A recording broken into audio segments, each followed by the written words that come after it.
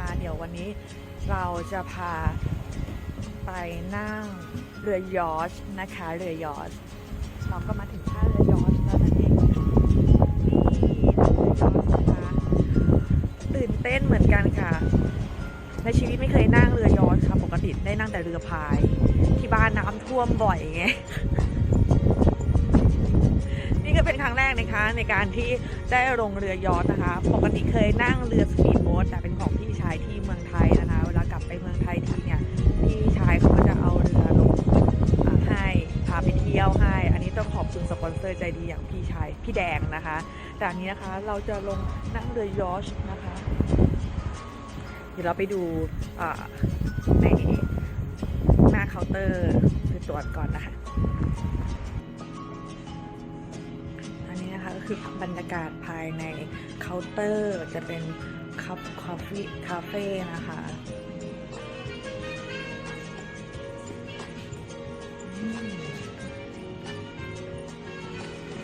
มีวินเซิร์ฟด้วยนะคะขอถ่ายรูปแป๊บหนึ่งนะคะโอ้โห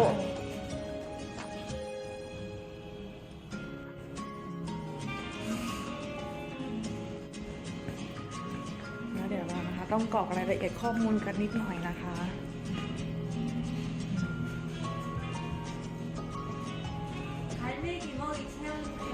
เป็นบรรยากาศรอบๆนี่นะคะของท่าเรือยอชต์นะคะที่เกาะพอเจนั่นเองนะคะวันนี้นะคะเปิดรอบทัวร์2 รอบนั่นเองนะคะปกติเราจะมีประมาณ5 รอบเลยนะคะแต่วันนี้ในช่วงของตอนเย็นๆนะคะช่วงที่จะเป็นไปดูพระอาทิตย์ตกดินเนี่ยจะไม่มีนะคะเพราะฉะนั้นเปิดก็เลยเลือกทริปที่จะเป็นช่วงตอนแบบสายๆนี่เองนะคะนี่ค่ะ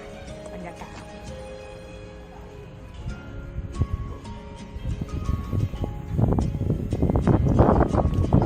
นี่นะคะเรากำลังจะเดินทางไปสู่การขึ้นเรือยอชต์ค่ะคุณผู้ชม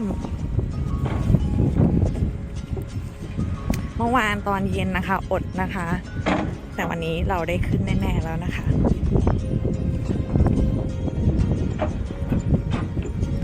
นี่ก็คือบรรยากาศภายในนั่นเองนะคะว้าวเมื่อวานเรามาไม่ถึงตรงจุดนี้นะ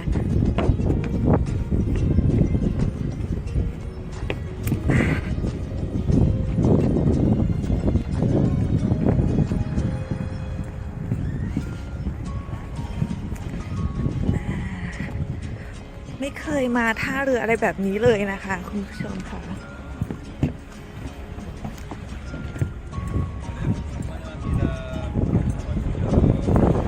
โอ้ my god นี่นะคะเย่นะคะโอเย่นะคะวีอันเดียวจูวีค่ะก็อันนี้ก็เป็นบรรยากาศภายในนั่นเองนะคะก็นี่เลยค่ะคุณผู้ชมค่ะกับกล้องนิดนึงนะคะก็จะมีเคาน์เตอร์บริการนะคะเฮ้ยเรียน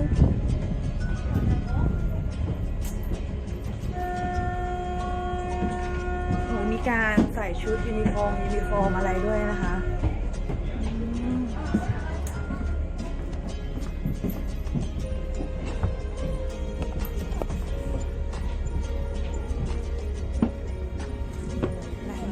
ก็คือบรรยากาศภายนอกนั่นเองนะคะ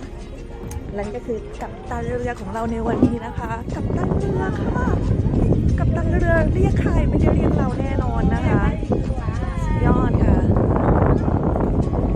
เอาละค่ะออกจากท่าเรือแล้วนะคะ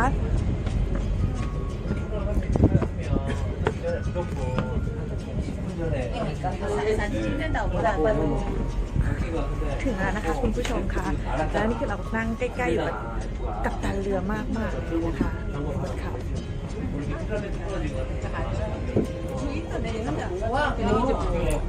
นี่นะคะแต่ขอกลับกล้องนิดนึงนะคะความแบบ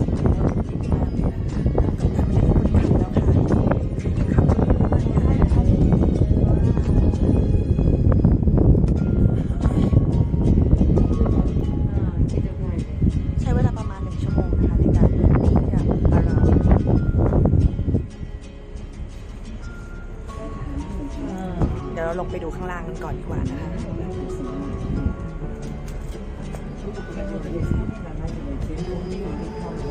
เปิดเพลงบรรเลงนะคะนี่นะคะ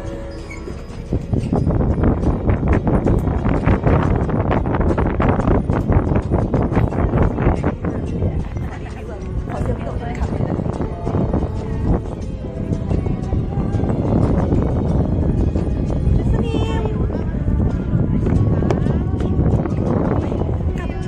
กัปตันเรือนะคะ นี่ค่ะมาเปลี่ยนแล้ววันนี้เดี๋ยวค่อยขึ้นมาอีกรอบนึงดีกว่านะคะ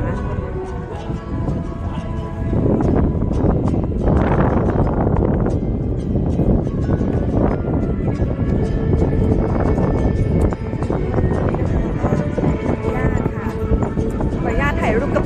สามีก่อนนะคะนี่ค่ะสามีนะคะเข้ามานะคะประมาณนี้